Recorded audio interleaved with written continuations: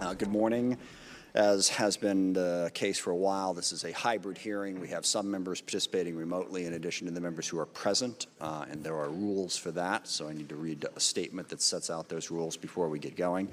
Members who are joining remotely must be visible on screen for the purposes of identity verification, establishing and maintaining a quorum, participating in the proceeding and voting. Those members must continue to use the software platform's video function while in attendance unless they experience connectivity issues or other technical problems that render them unable to participate on camera. If a member experiences technical difficulties, they should contact the committee staff for assistance. Video of members' participation will be broadcast in the room via the television/internet feeds. Members participating remotely must seek recognition verbally, and they are asked to mute their microphones when they are not speaking. Members who are participating remotely are reminded to keep the software platform's video function on the entire time they attend the proceeding. Members may leave and rejoin the proceeding. If members depart for a short while for reasons other than joining a different proceeding, they should leave the video function on. If members will be absent for a significant period or depart to join a different proceeding, they should exit the software platform entirely and then rejoin it if they return. Members may use the software platform's chat feature to communicate with staff regarding technical or logistical support issues only. Finally, I have designated a committee staff member to, if necessary, mute unrecognized members' microphones to cancel any inadvertent background noise that may disrupt the proceeding. Thank you. Good morning. I'd like to welcome our witnesses here today. We have the Honorable Lloyd Austin III, Secretary of Defense, General Mark Milley, Chairman, Joint Chiefs of Staff, and General Frank McKenzie, Commander, U.S. Central Command. I want to thank them for their time today as they provide an update on the issues surrounding the end of the U.S. military mission in Afghanistan and our mission going forward, dealing with counterterrorism in South Asia and the continuing mission to try to get as many Afghans and any remaining Americans out of the country. I'm looking forward to what I hope will be a very important policy discussion. At the center of our examination of the U.S. military mission in Afghanistan is the desire to learn from our 20-year involvement there. We must have an open and honest analysis of everything that went into that, not just the events of the last year or 6 months. But before getting into that, we should take a moment to recognize the service of the over 800,000 men and women who served in Afghanistan over the last 20 years. More importantly, I would like to remember and honor the 2,461 who made the ultimate sacrifice, along with the over 20,000 who bore the physical wounds of war and those who bear the unseen wounds of war. While we will vigorously debate policy decisions related to the U.S. military mission in Afghanistan, I believe that I speak for the entire committee when we express our gratitude to those and their families who have sacrificed so much over those last 20 years. We owe them a debt that cannot be repaid. I agreed and continue to agree with the decision that was made to end our military presence in Afghanistan. It was the right decision. Our larger mission to help build a government in Afghanistan that could govern effectively and defeat the Taliban had failed. More money and more lost American lives were not going to change that. The events we witnessed in Afghanistan in the wake of the collapse of the Afghan government in August happened primarily because of this reality, because of the fundamental reality that our mission to try to stand up a government in place of the Taliban had failed. That reality is what caused the overwhelming majority of the problems that we faced. There was no easy or safe way to get everyone out of that country we wanted to get out. Yet in the face of that, our military conducted the largest human airlift in history, in coordination with the rest of the interagency and our allies, evacuating over 120,000 people.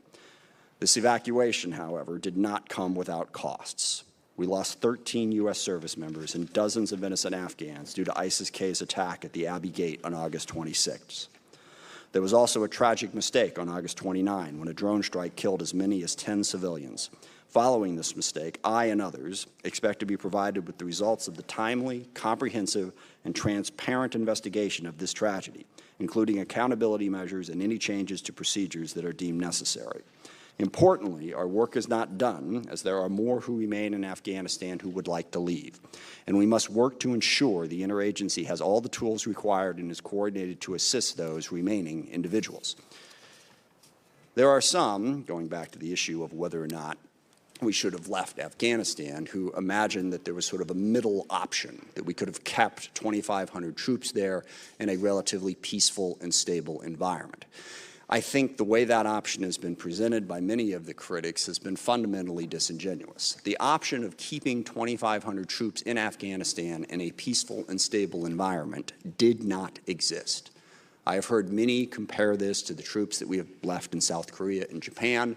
I find that analogy just, well, completely idiotic, if I'm being honest. In South Korea and Japan, we are not under attack. We are there as a deterrent. In Afghanistan, we would have been under attack. And that is the fundamental fact that too many people are forgetting. The peace agreement that was signed by the previous president was based on a requirement that we get all of our troops out by May 1st. That's the only reason that the Taliban had not attacked us in the previous 18 months. Once that expired, once we said, nope, we're staying, they would have been under attack.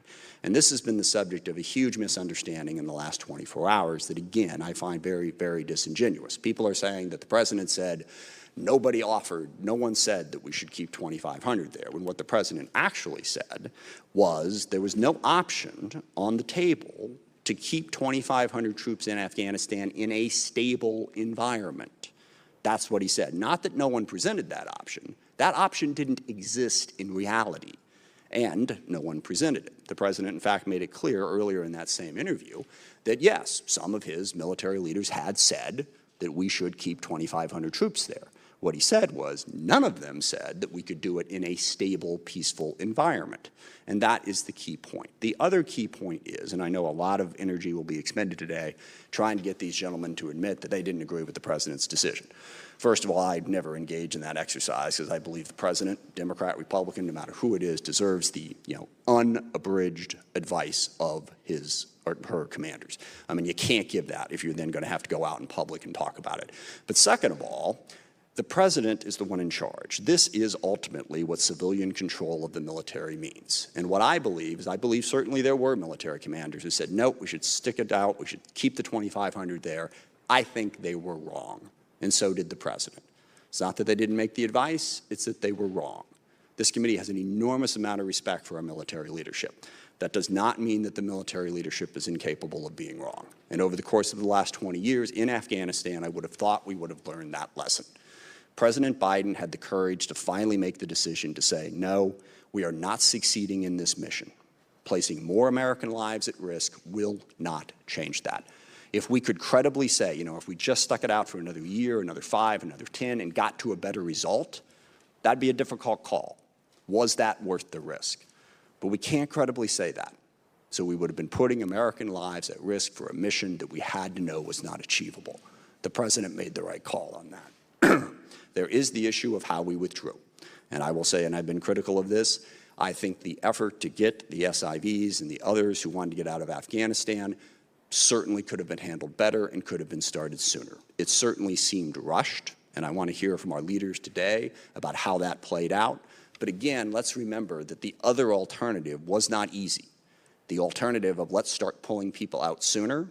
The Ghani government, the government that was in charge of Afghanistan at the time we would have been doing this, was adamantly opposed to us pulling all of the military equipment and hundreds of thousands of their Afghan supporters out for obvious reasons. How would we have done that against the objection of the existing Afghan government while the Taliban were rolling across the countryside? It would not have been easy, no matter how it was done.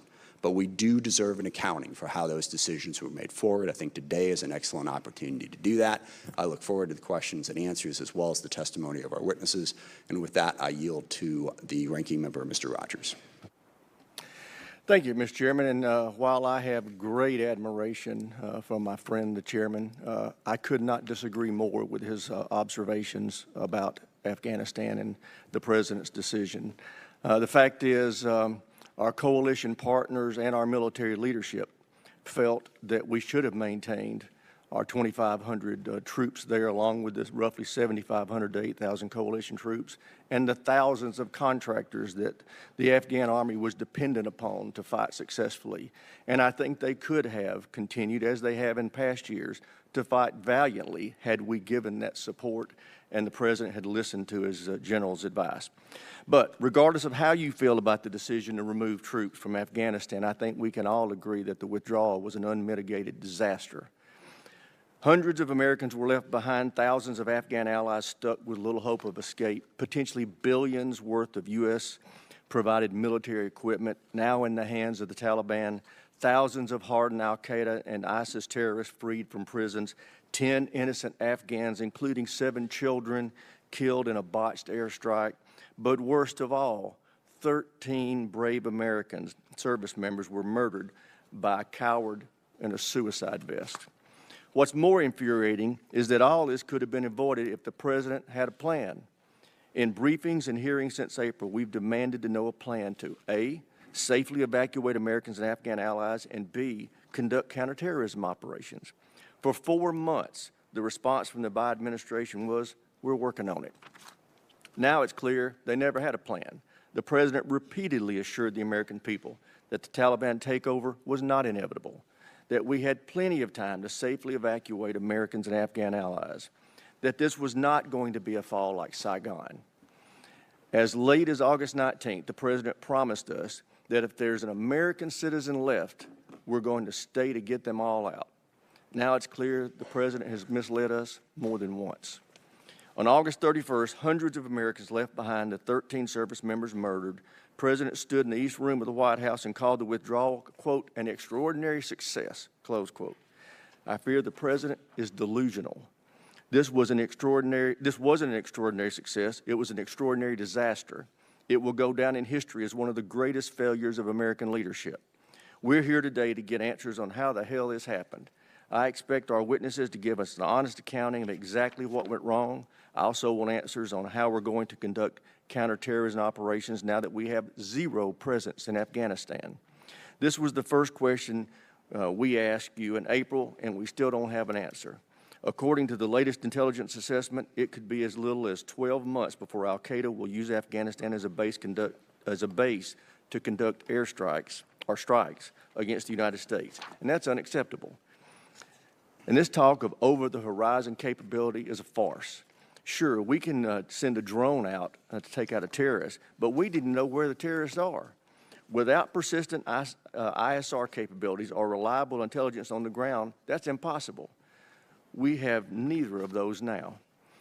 It doesn't help that we need to fly that drone nearly 1,600 miles to reach Afghanistan, leaving little time on station, or that we have to fly over Pakistan, an ally of the Taliban, who could revoke overflight privileges at any time. None of this is giving us much confidence that this administration can successfully conduct counterterrorism in Afghanistan. We want to know what capabilities we need, where they will be based, and how they'll be used. In other words, we want to see a plan, and we want to see it today. Because frankly, after this debacle of a withdrawal, I don't think anyone can trust anything this president says about Afghanistan. Mr. Chairman, I yield back. Mr. Secretary, you are recognized. Chairman Smith, Ranking Member Rogers, members of the committee, thank you for the opportunity to appear before you today to discuss our recent drawdown and evacuation operations in Afghanistan. I'm pleased to be joined by Generals Milley and McKenzie, who I know will be able to provide you with additional context. I am incredibly proud of the men and women of the U.S. Armed Forces who conducted themselves with tremendous skill and professionalism throughout the war, the drawdown, and the evacuation. Over the course of our nation's longest war, 2,461 of our fellow Americans made the ultimate sacrifice, along with more than 20,000 who still bear the wounds of war, some of which cannot be seen on the outside. Now, we can discuss and debate the decisions, the policies, and the turning points since April of this year, when the President made clear his intent to end American involvement in this war. And we can debate the decisions over the last 20 years that led us to this point. But the one thing not open to debate is the courage and compassion of our service members, who, along with their families, served and sacrificed to ensure that our homeland would never again be attacked the way it was on September 11, 2001. I had the chance to speak with many of them during my trip to the Gulf region a few weeks ago, including the Marines who lost 11 of their teammates at the Abbey Gate in Kabul on the 26th of August. I've never been more humbled and inspired. They are rightfully proud of what they accomplished and the lives they saved in such a short period of time. And the reason that our troops were able to get there so quickly is because we planned for just such a contingency. We began thinking about the possibilities for a non-combatant evacuation as far back as this spring. By late April, 2 weeks after the President's decision, military planners had crafted a number of evacuation scenarios. In mid-May, I ordered CENTCOM to make preparations for a potential non-combatant evacuation operation. And 2 weeks later, I began pre-positioning forces in the region to include 3 infantry battalions. On the 10th of August, we ran another tabletop exercise around a non-combatant evacuation scenario. We wanted to be ready, and we were. By the time that the State Department called for the NEO, significant numbers of additional forces had already arrived in Afghanistan, including leading elements of the 24th Marine Expeditionary Unit, who were already on the ground in Kabul. Before that weekend was out, another 3,000 or so ground troops had arrived, including elements of the 82nd Airborne. To be clear, those first 2 days were difficult. We all watched with alarm the images of Afghans rushing the runway in our aircraft. We all remember the scene of confusion outside. Sorry, we'll get that under control. Go ahead, sir. Outside the airport, but within 48 hours, our troops restored order and the process began to take hold. Our soldiers, airmen, and Marines, in partnership with our allies, our partners, and our State Department colleagues, secured the gates, took control of the airport operations, and set up a processing system for the tens of thousands of people that they would be manifesting onto airplanes. They and our commanders exceeded all expectations. We plan to evacuate between 70,000 and 80,000 people. They evacuated more than 124,000 people. We plan to move between 5,000 and 9,000 people per day, and on average, they move slightly more than 7,000 people per day. On military aircraft alone, we flew more than 387 sorties, averaging nearly 23 per day. And at the height of this operation, an aircraft was taking off every 45 minutes. And not a single sortie was missed for maintenance, fuel, or logistical problems. It was the largest airlift conducted in U.S. history, and it was executed in just 17 days. Was it perfect? Of course not. We moved so many people so quickly out of Kabul that we ran into capacity and screening problems at intermediate staging bases outside of Afghanistan. And we're still working to get Americans out who wish to leave. We did not get out all of our Afghan allies enrolled in a special immigrant visa program, and we take that seriously. And that's why we're working across the interagency to continue facilitating their departure, and even with no military presence on the ground, that part of our mission is not over. And tragically, lives were also lost. Several Afghans killed climbing aboard an aircraft on that first day. 13 brave U.S. service members and dozens of Afghan civilians killed in a terrorist attack on the 26th, and we took as many as 10 innocent lives in a drone strike on the 29th. Non-combatant evacuations remain among the most challenging military operations, even in the best of circumstances. And the circumstances in August were anything but ideal. Extreme heat, a landlocked country, no government, a highly dynamic situation on the ground, and an active, credible, and lethal terrorist threat. In the span of just 2 days, from August 13th to August 15th, we went from working alongside a democratically elected, long-term partner government to coordinating warily with a longtime enemy. We operated in a deeply dangerous environment, and it proved a lesson in pragmatism and professionalism. We also learned a lot of other lessons too, like about how to turn an Air Force base in Qatar to an international airport overnight, and about how to rapidly screen, process, and manifest large numbers of people. Nothing like this has ever been done before, and no other military in the world could have pulled it off. And I think that that's crucial. And I know that members of this committee will have questions on many things, such as why we turned over Bagram Airfield, and how real our over-the-horizon capability is, and why we didn't start evacuation sooner, and why we didn't stay longer to get more people out. So let me take each in turn. Retaining Bagram would have required putting as many as 5,000 U.S. troops in harm's way just to operate and defend it. And it would have contributed little to the mission that we had been assigned, and that was to protect and defend the embassy, which was some 30 miles away. And that distance from Kabul also rendered Bagram of little value in the evacuation. So staying at Bagram, even for counterterrorism purposes, meant staying at war in Afghanistan, something that the President made clear that he would not do. And as for over-the-horizon operations, when we use that term, we refer to assets and target analysis that come from outside the country in which the operation occurs. These are effective and fairly common operations. And just days ago, we conducted one such strike in Syria, eliminating a senior al-Qaeda figure. Over-the-horizon operations are difficult, but absolutely possible. And the intelligence that supports them comes from a variety of sources and not just U.S. boots on the ground. As for when we started evacuations, we offered input to the State Department's decision, mindful of their concerns that moving too soon might actually cause the very collapse of the Afghan government that we all wanted to avoid, and that moving too late would put our people and our operations at greater risk.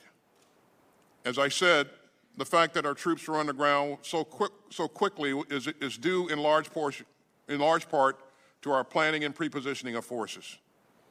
As for the mission's end, my judgment remains that extending beyond the end of August would have greatly imperiled our people and our mission. The Taliban made clear that their cooperation would end on the 1st of September. And as you know, we faced grave and growing threats from ISIS-K. So staying longer than we did would have made it even more dangerous for our people and would not have significantly changed the number of evacuees we could get out. So as we consider these tactical issues today, we must also ask ourselves some equally tough questions about the wider war itself and pause to think about the lessons that we've learned over the past 20 years. Did we have the right strategy? Did we have too many strategies? Did we put too much faith in our ability to build effective Afghan institutions, an army, an air force, a police force, and government ministries? We helped build a state, but we could not forge a nation. The fact that the Afghan army that we and our partners trained simply melted away, in many cases without firing a shot, took us all by surprise, and it would be dishonest to claim otherwise. We need to consider some uncomfortable truths.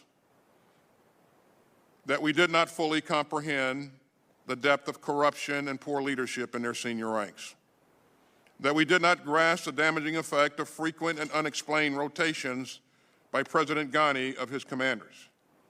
That we did not anticipate the snowball effect caused by the deals that the Taliban commanders struck with local leaders in the wake of the Doha Agreement. That the Doha Agreement itself had a demoralizing effect on Afghan soldiers, and that we failed to fully grasp that there was only so much for which and for whom many of the Afghan forces would fight. We provided the Afghan military with equipment and aircraft and the skills to use them. And over the years, they often fought bravely, and tens of thousands of Afghan soldiers and police officers died. But in the end, we couldn't provide them with the will to win, at least not all of them. And as a veteran of that war, I am personally reckoning with all of that. But I hope, as I said at the outset, that we do not allow a debate about how this war ended to cloud our pride in the way that our people fought it. They prevented another 9/11. They showed extraordinary courage and compassion in the war's last days. They made lasting progress in Afghanistan that the Taliban will find difficult to reverse and that the international community should work hard to preserve. And now, our service members and civilians face a new mission, helping these Afghan evacuees move on to new lives and new places. And they are performing that one magnificently as well. And I spent some time with some of them up at Joint Base McGuire-Dix Lakehurst this past Monday. And I know that you share my profound gratitude and respect for their service, their courage, and professionalism, and I appreciate the support that this committee continues to provide them and their families. Thank you. Chairman Milley. Chairman Smith, Ranking Member Rogers, Thank you for the opportunity to be here with Secretary Austin and General McKenzie to discuss Afghanistan.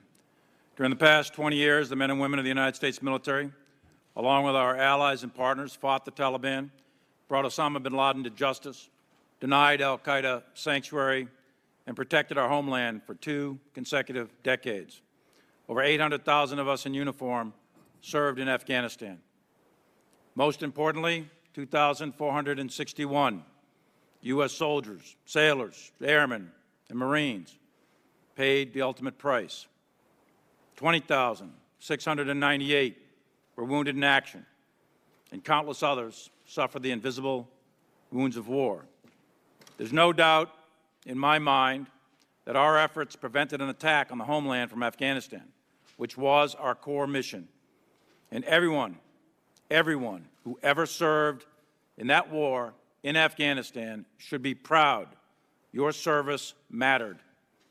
Beginning in 2011, we steadily drew down our troop numbers, consolidated and closed bases, and retrograded equipment from Afghanistan. At our peak in 2011, we had 97,000 U.S. troops alongside 41,000 NATO troops in Afghanistan. 10 years later, when Ambassador Khalilzad signed the Doha Agreement with Milley on 29 February 2020, the United States had 12,600 troops, with 8,000 NATO and 10,500 contractors in Afghanistan. This has been a 10-year multi-administration drawdown, not a 19-month retrograde or a 17-day non-combatant evacuation operation. Under the Doha Agreement, the United States will begin to withdraw its forces contingent upon the Taliban meeting certain conditions, which would lead to a political agreement between the Taliban and the government of Afghanistan. There were 7 conditions applicable to the Taliban and 8 to the United States. While the Taliban did not attack the United States forces, which was one of the conditions, it failed to fully honor any other condition under the Doha Agreement. And perhaps most importantly for the United States national security, the Taliban has never renounced their linkages with al-Qaeda or broke their affiliation with them. We, the United States, adhered to every condition. In the fall of 2020, my analysis then was that an accelerated withdrawal without meeting specific and necessary conditions risks losing the substantial gains made in Afghanistan, would potentially damage U.S. worldwide credibility, and could precipitate a general collapse of the Afghan security forces and the Afghan government, resulting in a complete Taliban takeover or general civil war. That analysis was a year ago. Based on my advice and the advice of the commanders at the time, then Secretary of Defense Esper submitted a memorandum on 9 November, recommending that we maintain the U.S. forces, which were then at about 4,500 in Afghanistan, until conditions were met for further reductions. 2 days later, on 11 November, I received an unclassified signed order directing the United States military to withdraw all forces from Afghanistan by 15 January 2021. After further discussion regarding the risks associated with such a withdrawal, the order was rescinded. On 17 November, we received a new order to reduce troop levels to 2,500 plus enabling forces no later than 15 January. When President Biden was inaugurated, there were approximately 3,500 U.S. troops, 5,400 NATO, and 6,300 contractors in Afghanistan, tasked to train, advise, and assist a small contingent of counterterrorism forces. And the strategic situation was stalemate. The Biden administration, through the National Security Council process, conducted a rigorous interagency review of the situation in Afghanistan in February, March, and April. During this process, the views of all of the Joint Chiefs of Staff, all of us, the CENTCOM Commander, General McKenzie, U.S. 4A Commander General Miller, and myself were all given serious consideration by the administration. We provided a broad range of options in our assessment of their potential outcomes. We couched that in cost, benefit, risk to force, risk to mission. All of that was evaluated against the national security objectives of the United States. On 14 April, the President of the United States, President Biden, announced his decision, and the U.S. military received a change of mission to retrograde all U.S. military forces, maintain a small contingency force of 600 to 700 to protect the embassy in Kabul until the Department of State could coordinate contractor security support, and also to assist Turkey to maintain the Hamid Karzai International Airport and to transition the U.S. mission to over-the-horizon counterterrorism support and security force assistance. It is clear, it is obvious to all of us that the war in Afghanistan did not end on the terms that we wanted, with the Taliban now in power in Kabul. Although the NEO was unprecedented and is the largest air evacuation in history, was a tactical, operational, and logistical success, evacuating 124,000 people, the war was a strategic failure. It came also at an incredible cost in the end, with 11 Marines, 1 soldier, and a Navy corpsman. These 13 gave their lives so that people they never met would have an opportunity to live in freedom. And we must remember that the Taliban was and remains a terrorist organization, and they still have not broken with al-Qaeda. I have no illusions who we are dealing with. It remains to be seen whether or not the Taliban can consolidate power or if the country will further fracture into civil war. But we must continue to protect the United States of America and its people from terrorist attacks from Afghanistan. A reconstituted al-Qaeda or ISIS with aspirations to attack the United States is a very real possibility. And those conditions, to include activity in ungoverned spaces, could present themselves in the next 12 to 36 months. That mission will be much harder now, but not impossible, and we will continue to protect the American people. Strategic decisions have strategic consequences. Over the course of 4 presidents, 12 secretaries of defense, 7 chairmen, 10 CENTCOM commanders, and 20 commanders in Afghanistan, and hundreds of congressional delegation visits and 20 years of congressional oversight, there are many lessons to be learned. Among those lessons is the unprecedented speed of the collapse of the ANSF. However, one lesson we can never forget is that every soldier, sailor, airman, and Marine who served there for 20 years protected our country against attack from terrorists. And for that, we all should be forever grateful, and those soldiers, sailors, airmen, and Marines should be forever proud. Mr. Chairman, with your permission, I'd like to address a couple of comments about my personal conduct that's been in the media lately. Yes, Mr. Chairman, you may. Go ahead. I've served this nation for 42 years.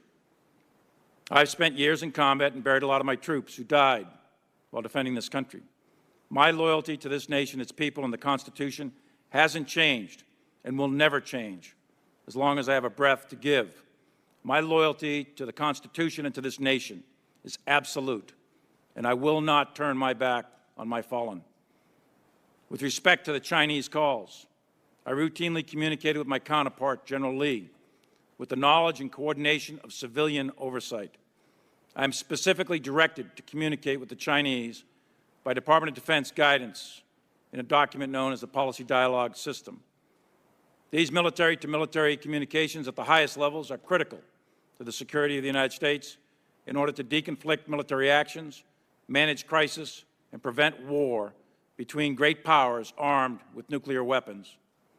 The calls on 30 October and 8 January were coordinated before and after with Secretary Esper and Acting Secretary Miller's staffs and the interagency. The specific purpose of the October and January calls was generated by concerning intelligence which caused us to believe the Chinese were worried about an attack by the United States.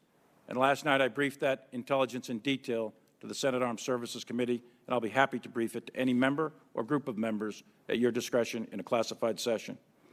And I know, and I am certain, President Trump did not intend on attacking the Chinese, and it is my directed responsibility by the Secretary of Defense to convey that intent. My task at that time was to de-escalate. My message was, again, consistent: calm, steady, de-escalate. We're not going to attack you. At Secretary of Defense Esper's direction, I made a call to General Lee on 30 October. 8 people sat in that call with me, and I read out the call within 30 minutes of the call ending. On 31 December, the Chinese requested a call with me. The Department's Deputy Assistant Secretary of Defense for Asia-Pacific Policy helped coordinate my call, which was then scheduled for 8 January. And he made a preliminary call on 6 January. 11 people attended the call with me, and readouts of this call were distributed to the interagency that same day. On 14 December, then Acting Secretary of Defense Miller had been briefed on the entire program.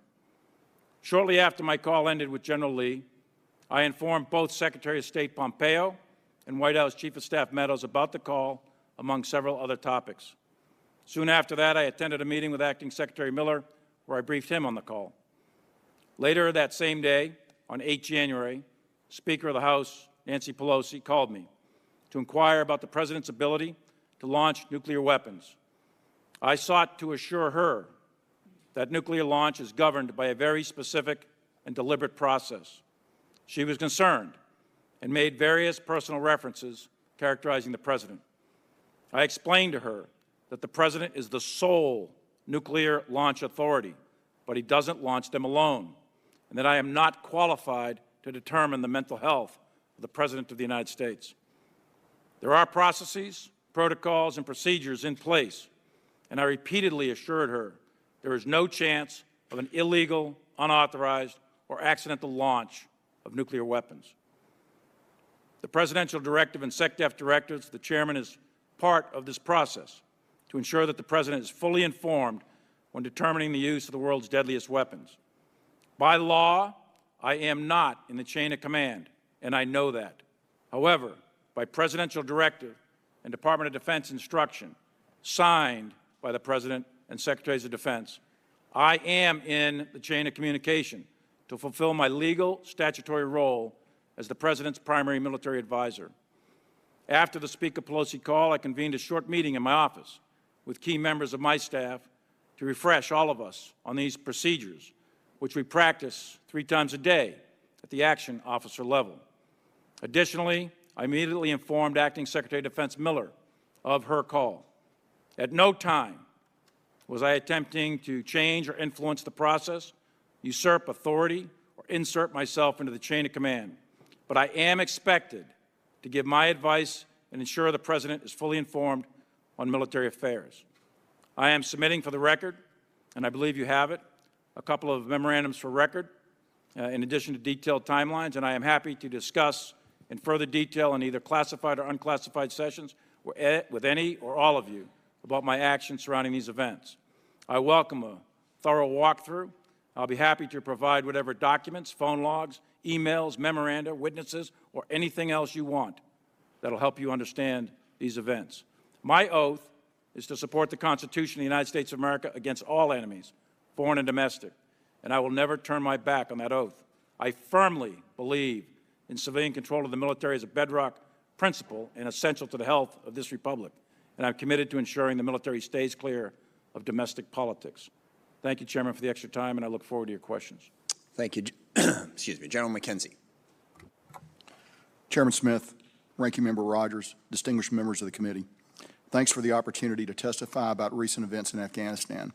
As the theater commander, I will confine my opening remarks to those matters that were under my direct operational control, specifically the withdrawal of U.S. forces and the subsequent non-combatant evacuation operation. These were 2 distinct combat missions, both conducted in contact with the enemy. We had a plan for each of them. We executed those plans. And thanks to the valor and dedication of thousands of men and women in harm's way, we completed both missions, fulfilling the President's order to withdraw all U.S. forces and evacuating over 124,000 non-combatants from Afghanistan. I last appeared before this body only days after President Biden announced his decision to withdraw all U.S. forces from that country, and my testimony regarding that decision is already a matter of public record. I'll only reiterate that I had an opportunity to offer my professional advice to the President through the Secretary, and I am confident that he weighed it carefully. That's all any commander can ask. Once the President made his decision, my headquarters and that of U.S. Forces Afghanistan under General Scott Miller made the withdrawal of our forces our top priority. We did this in close coordination with our allies and partners. Every departure of every element was carefully synchronized across the coalition and with our Afghan partners. On no occasion were they caught unaware by our movements. Every base was handed off to Afghan forces according to a mutually understood plan.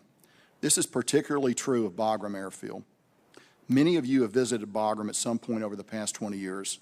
and were probably struck by two of its defining features: its sprawling size and its isolation. Virtues for most of its lifespan, they rendered it untenable under the circumstances. The guidance I received in April was to conduct the complete withdrawal of U.S. combat forces and plan for a diplomatic security force of absolutely no more than 650 service members. It was not feasible to preserve the U.S. Embassy in Kabul, hold and defend Hamid Karzai International Airport, the embassy's key link to the outside world, and also defend Bagram Airfield with 650 soldiers and Marines. This is important. The Bagram option went away when we were ordered to reduce our presence to the 650 personnel in Kabul. I'd like to shift briefly to the NEO, which, as I have noted, was a completely different operation than the withdrawal. They were separate. The withdrawal began in April following the President's direction. The decision to conduct a NEO rested with the Department of State, and they made that decision on 14 August. In our NEO planning, Central Command assumed that we would have to bring out a very large number of people. We did not regard the size of a potential NEO as overwhelming or too much to accomplish. We did not regard a Taliban takeover as inevitable, but neither did we rule it out. And we identified critical indicators of an impending collapse of the Afghan National Defense Forces. We crafted branches to our base plan to account for a complete collapse of the Afghan security forces. The Secretary took action in May to make forces available to me for planning. On July the 9th, I requested that our base NEO force, the core package that would go in, be put on 96-hour prepare-to-deploy orders. By August 11th, it was evident to me that Kabul was at risk, and I requested the deployment of a brigade of the 82nd Airborne Division and other elements of our own alert pre-planned force package. And I requested that they be deployed into HKIA, Hamid Karzai International Airfield.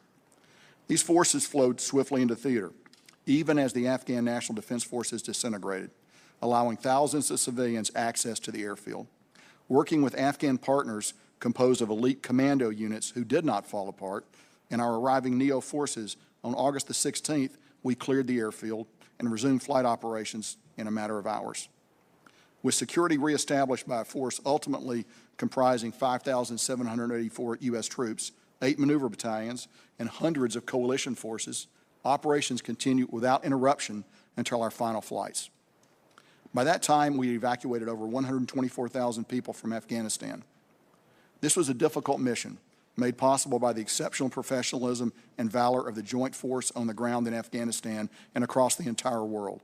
I would specifically like to use this opportunity to thank the C-17 crews of the Air Mobility Command for a feat rivaling and exceeding, in fact, the Berlin airlift.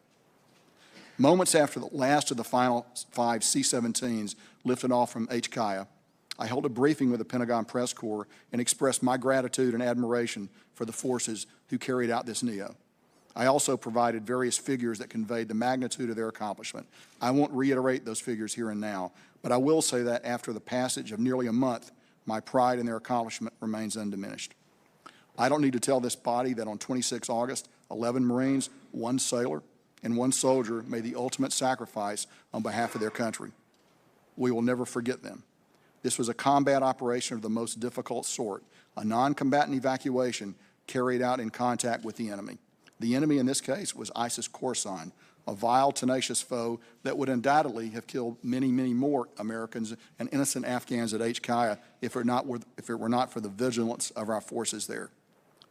On 29 August, we undertook an MQ-9 strike against what we thought was an imminent threat to HKIA. That strike was a mistake, and I take full responsibility for that strike. I was under no pressure from any quarter to conduct the strike. It was based on our intelligence read of the situation on the ground. While in many cases we were right with our intelligence and forestalled ISIS-K attacks, in this case we were wrong, tragically wrong. I appreciate that there are many other topics of interest to this committee, and I look forward to answering your questions on all of them. I'll close here by reiterating my profound gratitude and appreciation for every soldier, sailor, Marine, airman, and guardian, as well as our intelligence and Department of Defense and Department of State comrades who contributed to each of these difficult missions. I remain humbled by their sense of duty and courage. Thank you. Thank you. Ms. Secretary, I want to drill down a little bit on the keeping 2,500 troops there. And I'm struck as I listen to the comments that I think the real problem here is you have to make decisions in the real world. You don't get to imagine an outcome that would make it more palatable. And I think that's what really factored into the 2,500. And as we talk about the 13 service members who died and attacked the leadership here for not having prevented that, how you can do that and then advocate that we should have stayed in Afghanistan longer so that more service members, I guess the only way you can advocate that is to imagine a scenario whereby we could have stayed in a chaotic war zone, not had soldiers get killed, not have made any mistakes. You know, how you can not make mistakes in that chaotic environment, I don't know. And every member serving on this committee has been in those environments in one way or another. So you don't have the luxury of waving a magic wand and making all the problems go away and simply making a decision where nothing goes wrong. And it's really frustrating to hear people advocate that we should stay and still decry what happened. Do you think fighting in a war zone, there wouldn't be similar mistakes if we had stayed there for another 5 or 10 years? More civilians killed accidentally, more U.S. service members dead in exactly the same way that we just saw? Sorry, that's very frustrating. But could you talk to us a little bit about the 2,500 soldiers, or sorry, service members who could have been left there, and how you approach that decision, and what exactly, well, not what exactly your advice was to the president for what I said earlier, but how you approach that decision and how you attempt to deal with that while advising the president. Well, first of all, Chairman, let me be clear that I support the President's decision to end the war in Afghanistan. I did not support staying in Afghanistan forever. And let me also say, we've talked about the process that we use to provide input to the President. I think that process was a very thorough and inclusive policy process, and the recommendations of the commanders were taken into consideration, discussed, and deliberated on throughout that process.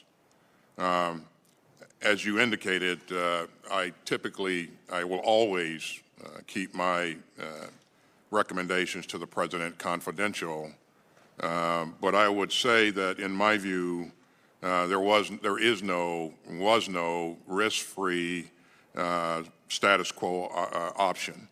I think that the Taliban had been clear that if we stayed there longer, they were going to recommence attacks on our forces.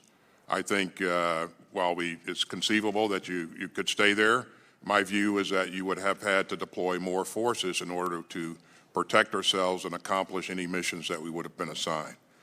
It's also my view, Mr. Chairman, that the best way to end this war was through a negotiated settlement, and sadly, that did not happen. Thank you. And let me just also say that I know there are members of this committee who think we should have stayed, who are honest about that advocation. I think of Congressman Waltz, who has been very honest about the fact, both under President Trump and under President Biden, that we should have stayed. He's very honest about the fact that there were costs and risks and lives would have been lost. That's the type of discussion that we need to have. But to jump down the president's throat because he actually had to make the decision in an impossible situation, I think does a grave disservice to this committee's ability to do effective and honest, nonpartisan oversight. Costs were going to be borne here. There was no easy option. And I do hope that people will remember that as we go through the questions and answers that will proceed. With that, I yield to the ranking member.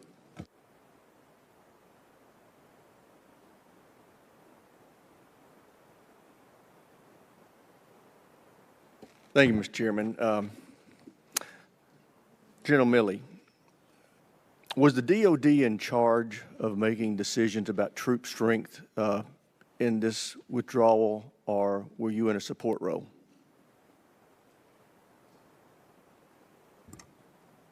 Let me put it this way. You talking about the NEO, or what I'm part of the talking mission about, well, let me just go back even further. Okay. In January of this year, were you of the opinion, in your professional military judgment, that we should have maintained 2,500 troops, U.S. troops, in support of the coalition effort and contractors in Afghanistan?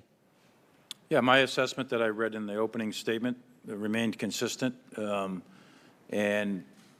that professional military opinion change over the course of the next few months? Not until a presidential decision, and I rendered my opinions, and it was a fulsome debate. on all of that, and once decisions are made, then I'm expected to execute lawful orders. And you've made that very clear. So my question is, when the troop levels were ordered to be drawn down to 0 and first stopping at 650, as General McKenzie outlined, was that your decision or General McKenzie's decision to draw down to 650?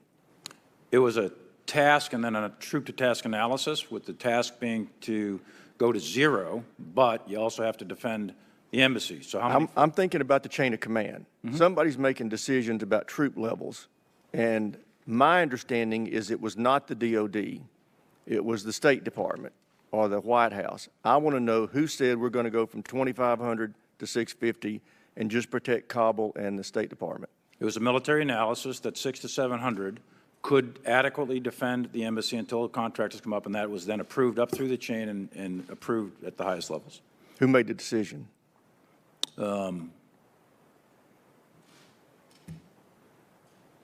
I would say that that decision was made in a national security consultative process by the highest levels of our government. General McKenzie, did you receive advice from General Miller in the end of 20 and early 21 related to troop levels in Afghanistan? Ranking Member, I did. What was that advice? The advice, his view and my view were essentially the same view. And my view was that we needed to maintain about 2,500 and that we also needed to work with our coalition partners who had about 6,000 troops in there, NATO and other core countries that would remain there. Did your professional military opinion change over the course of the spring? It did not. Did you communicate? Well, I know you communicated to the President. You said you did. Were you present in the room when General Miller's recommendations were relayed to the President? Without going, General Miller was present in executive sessions that involved myself, the Secretary here, the Chairman, and the President. And those recommendations of the parties, as Secretary Austin said, were debated fully in that meeting. They were debated fully. I felt that my opinion was heard with great thoughtfulness by the President. Well, you know, Secretary Austin just made the point that there was a fulsome debate of the pros and cons and the costs and risks. Yet, in August of this year, President Biden told George Stephanopoulos in an interview, no one said that to me, referring to keeping some 2,500 troops in Afghanistan. Was that an inaccurate statement by the President? Sir, I am not going to comment on a statement by the President. Okay. General McKenzie, in mid-June, your commanders on the ground were informing you that things were deteriorating. As you testified a little while ago, at that time, in your judgment, you should stop withdrawal and increase forces and or proceed with the retrograde. What did you decide at that time? We decided to proceed with the retrograde. Okay. Was were you ordered to do that by the President? We followed our original, we had original orders. We followed those orders through to completion. Okay. Was it the President's orders? My orders come from the Secretary of Defense through to the President, so it's a very short chain of command for me. Okay. Secretary Austin, on the 23rd, you told this committee that you had developed a very detailed plan to conduct safe, orderly, and responsible withdrawal, and were executing that plan. On August 18th, the President said, quote, "The idea that somehow there was going to be a way that we could have gotten out with chaos ensuing, I don't know how that happens," close quote. How do you reconcile those discrepancies between what you assured the Congress and what the President's telling us? Thank you, sir. First of all, in terms of the withdrawal of our troops and the retrograde of equipment, that plan, as developed by General Miller and General McKenzie, was executed as planned, and all of our equipment was retrograded, and we drew down the force that we wanted to draw down to that very small force that you saw at the embassy at the very end there. The chaos that ensued followed the collapse of the military and the collapse of the government. And when those two things happened, then it was going to be a chaotic situation. And the collapse of the government and the collapse of the military was solely the responsibility of this administration. I know y'all are trying to be careful politically, but it was the State Department and the White House that told you how to make those drawdown of troops from 2,500 to 650 to 0. It was the speed with which they done it, that they carried out that order. That's what caused the chaos that we have. If they'd allowed the DOD to be in a command situation, we wouldn't have had this problem. General McKenzie's testified that the only reason he couldn't keep Bagram was because he had to draw down to 650 troops, and his primary orders were to keep Hamid Karzai and the State Department safe. We just have to admit this was the State Department and the White House that caused this catastrophe, not the Defense Department. I yield back, Mr. Chairman. Mr. Landry. Thank you, Mr. Chairman. Good morning, and I want to thank our witnesses for your testimony today and for your service to our nation. My constituents and I have obviously a lot of questions about the planning that led up to this, and I'll admit that I'm concerned that based on the conditions on the ground, General Milley and General McKenzie recommended against final withdrawal. I wish the administration had been more thoughtful and not had rushed this. I've yet to hear an answer to the question, though, of why did we not start withdrawing American citizens and SIVs sooner? We knew we were going to be withdrawing, whether we started doing that withdrawal of the Americans and SIVs in January or May or sooner than the actual execution of the order to withdraw. I'd like that question answered. Also, Secretary Austin, given the general's concerns, were there discussions about pushing the withdrawal back to spring of 2022 or conditioning it on the criteria in the Doha agreement to ensure that we did the handoff correctly? We already weren't going to fully withdraw by May 2021. And Secretary Austin, what was the military rationale of leaving by the end of August when the Taliban are at their strongest in the fighting season, as opposed to waiting in the winter months when there's more of a lull in the Taliban fighting season, where it's a relatively low level of activity and they're at their weakest? I'd just stop with those questions. And I'm sorry, before you get into it, I'm going to stick to the 5-minute rule. So when the clock hits 0, we're going to move on to other people. Go ahead. Thank you, sir. On the issue of why we didn't bring out civilians and SIVs sooner, again, the call on how to do that and when to do it is really a State Department call. We provided input, as I said in my opening statement, to the State Department. Their concerns, rightfully, were that, number one, they were being cautioned by the Ghani administration that if they withdrew American citizens and SIV applicants at a pace that was too fast, it would cause a collapse of the government that we were trying to prevent. And so I think that went into the calculus. And when you add also into the calculus that the SIV process was at that point, very slow, deliberate, and not very responsive, with your help, we were able to curtail the time that it took to work through that process. But a number of things kind of came together to cause what happened to happen. But again, we provided our input, and we certainly would have liked to seen it go faster or sooner. But again, they had a number of things to think through as well. In terms of adjusting, or why the president chose to leave in the summer versus waiting until the next year, obviously a number of things went into his decision calculus. But as we came on board, the agreement that had been made was that we were going to depart by May 1.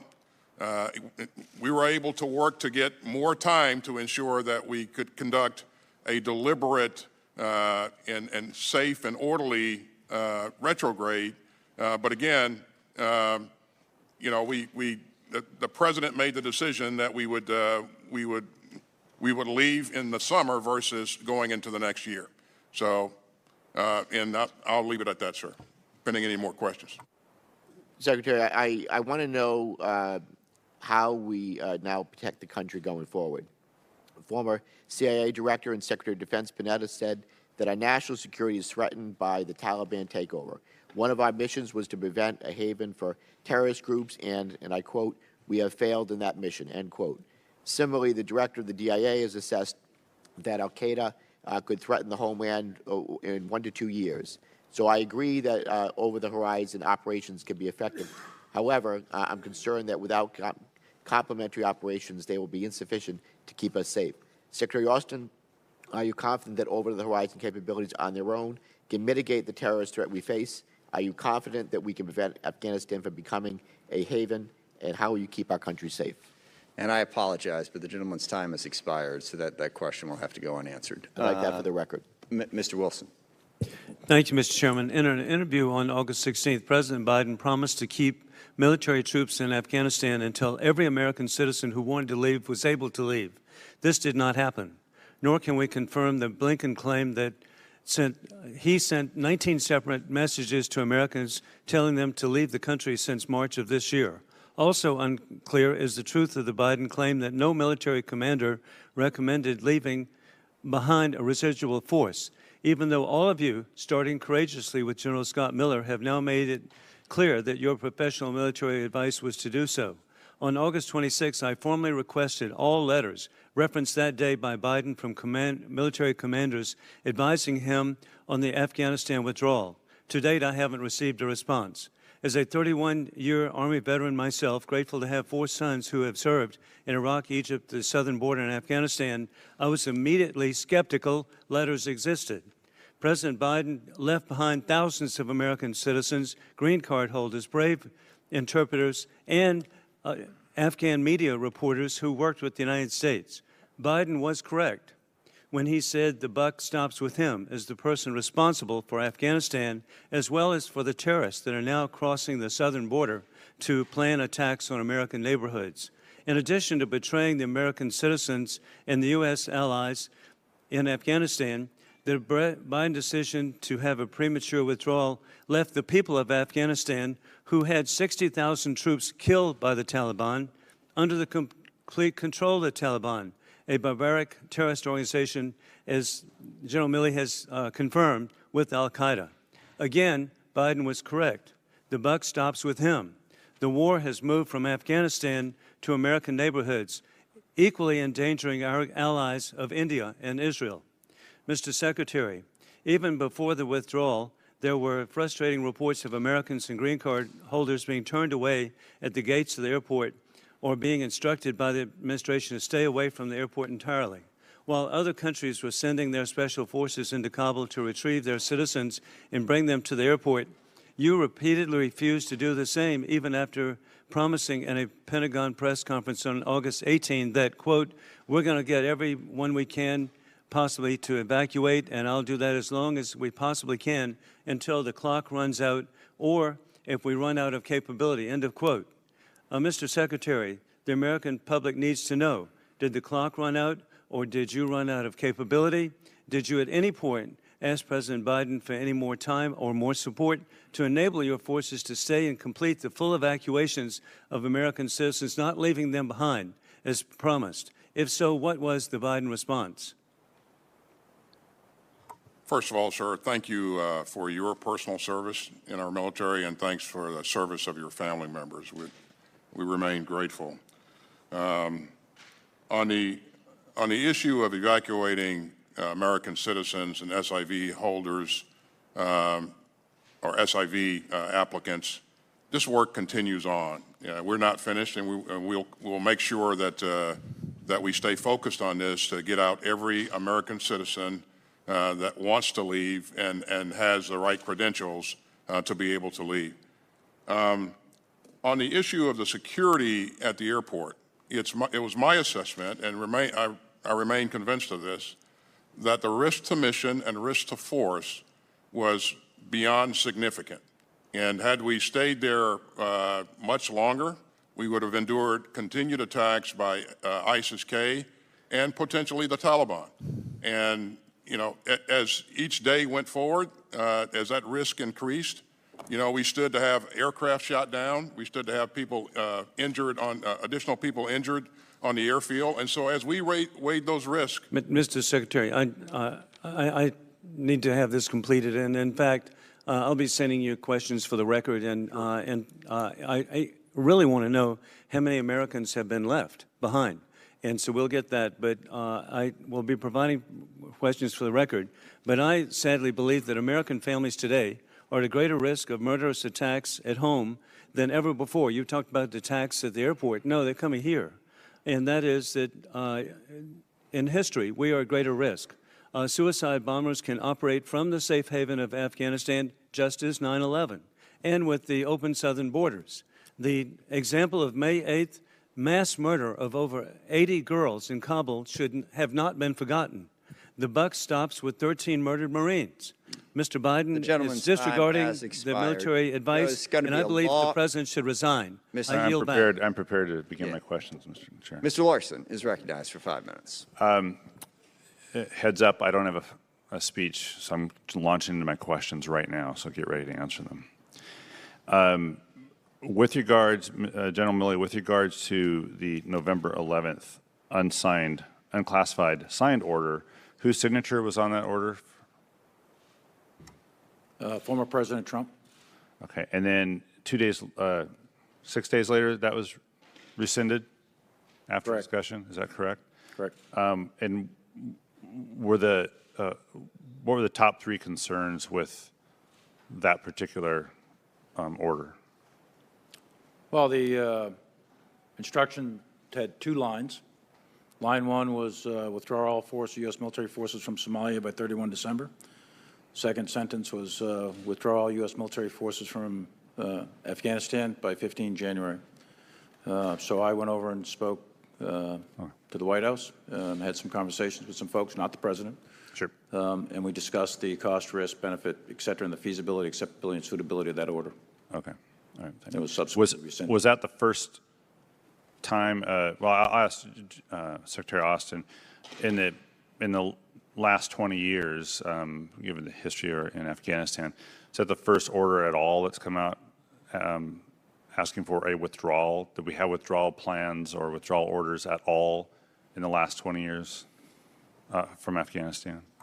Absolutely. As you know, we increased our footprint in Afghanistan over time, and then we and shrunk it, but not a complete withdrawal. Not complete withdrawal. That's different. I'm talking about zero. Right. Down to right. zero. So, and Correct. this would be the first time then? This November 11th order would have been the first ask for a withdrawal to zero? That's correct. To your knowledge? To my knowledge. Within the DOD, okay. From the president or anything? Got it. From any president, I should say. Thank you. Just trying to get timeline set.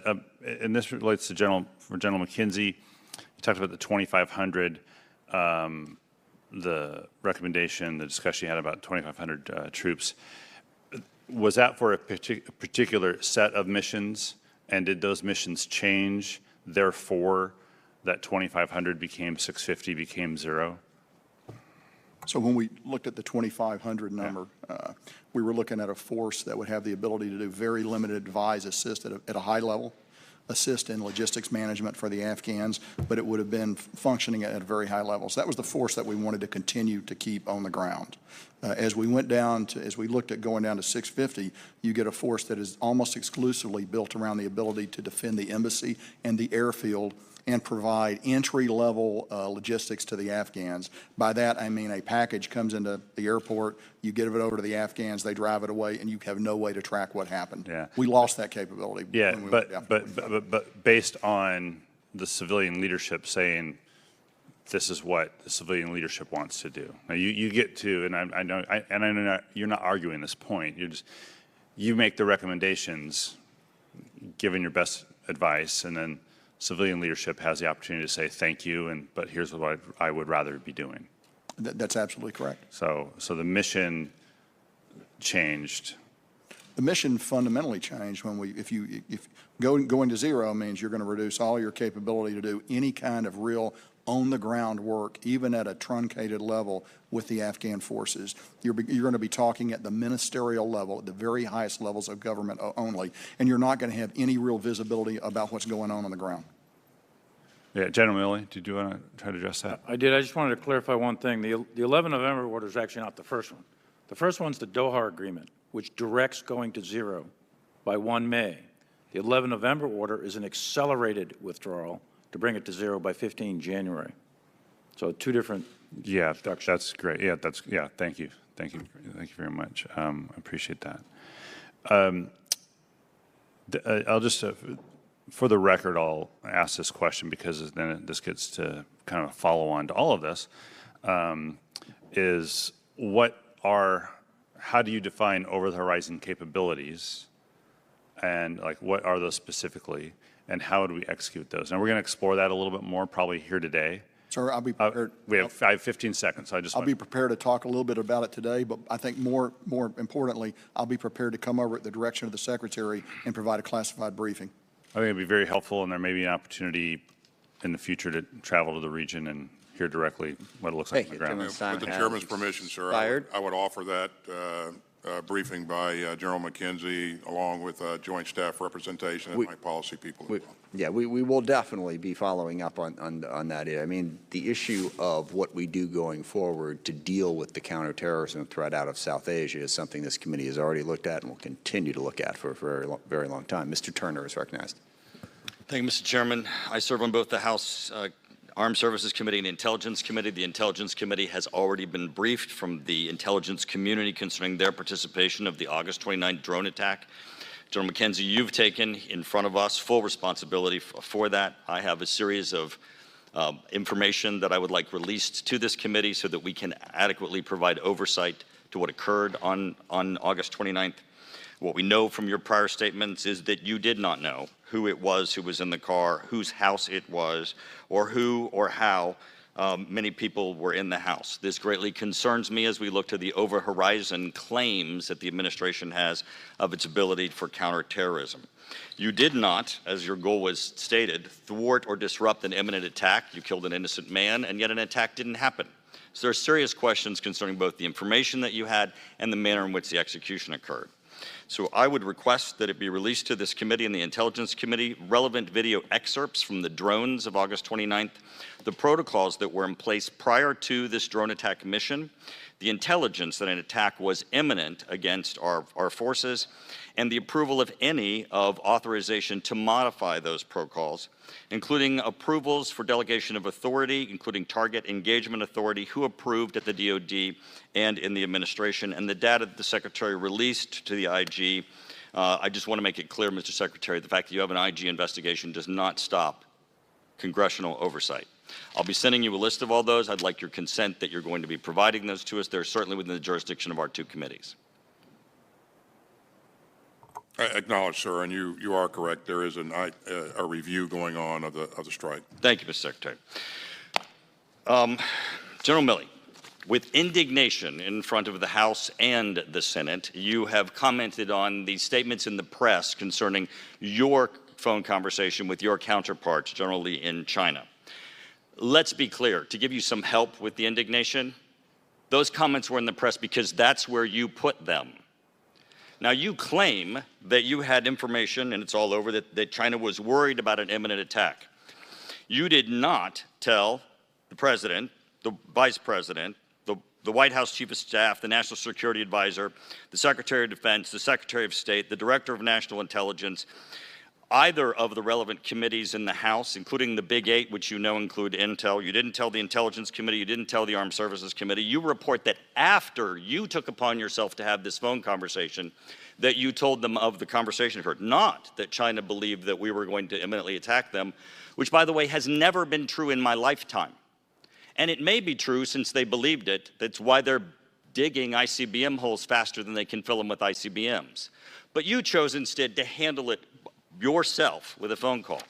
So, General Milley, you offered all of the concerning intelligence, and I'm going to request that you provide it to us.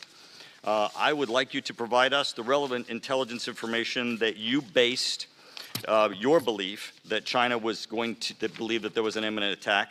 I also want your request for declassification of the approval that you release that information that China believed so, including your request for declassification of your conversation that you had with General Lee and any approvals. I want a transcript of your call with General Lee, and I also want any readouts, memorandums, notice of calls, or outcomes. Now, you chose to talk to reporters instead of us, and that's great. It's of great concern. No one in Congress knew that one of two of the major nuclear powers thought that they were perhaps being threatened for attack. Now, Mr. Secretary, that turns my questions to you then. Mr. Secretary, if you learn that Russia or China believes that they may be subject to an attack by the United States, as a member of the President's cabinet, do you believe that information should be handled at the cabinet level and with the President, with the National Security Advisor, the Secretary of Defense? Do you believe the chair and ranking member of Intel and the House Armed Services Committee and Foreign Affairs Committee need to know these? Or do you believe that a belief of the possibility of an attack by the United States against Russia and China is appropriately handled by the chairman of the Joint Chiefs of Staff in a phone call with his counterpart with one of those nations? Please tell me that you believe it elevates to the level that you would elevate that to the cabinet and to Congress and not just have it be subsequently told to us all by newspaper articles in the Washington Post and the New York Times, as General Milley chose to do. Thank you, sir. Obviously, we would want to follow standard protocol, and what you described is what I would, the type of actions that I would consider taking. But General Milley, as what I heard him say yesterday, and I think again today, is that his chain of command, the Secretary of Defense at the time, was aware of the actions, and so After. What he said yesterday is after. I'm Mr. sorry. Chairman. No, that's Milley, not correct. What I said yesterday, today, If I could, hold on just a second, everybody. Time has expired. Mr. Turner is very clever. He made a very direct attack as his time was expiring. I'm going to violate the rules here a little bit and let Chairman Milley respond to that direct attack, hopefully briefly, and then we'll move on to the next witness. with respect to the intelligence, I have it right here. I'll be happy to share it with you.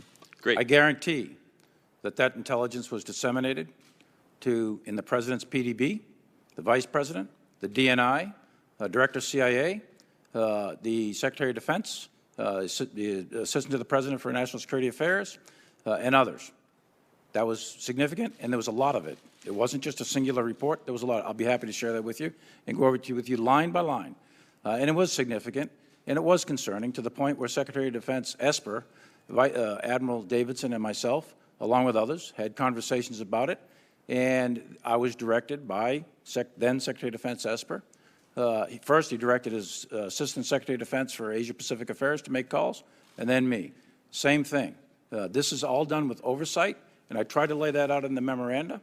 I tried to lay it out in a timeline in an unclassified way that you can use it with your constituents. And we're going to, I'm sorry, we're going to have to leave it at that. I'll be happy to take it up at a later date, your convenience. Mr. Courtney is recognized.